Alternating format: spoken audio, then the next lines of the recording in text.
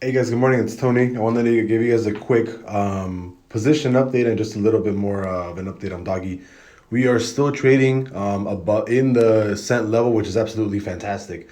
I actually thought that I was gonna go to bed and I was gonna see I was gonna see Doggy back at 0 0 like 7 0 0 6 to be honest, and I'm completely surprised that we're actually still trading at a cent. I think right now we're trading at like a cent and like 0.01 like 13 or something last I saw, or 0.013 something like that.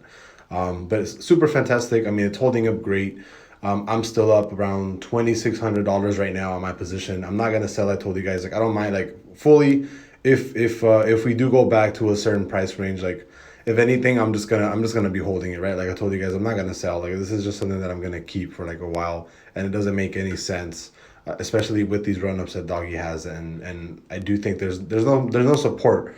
Um, there's no support here, right? And it's not creating support. I think it has a really good shot at hitting 2 cents and possibly higher than that.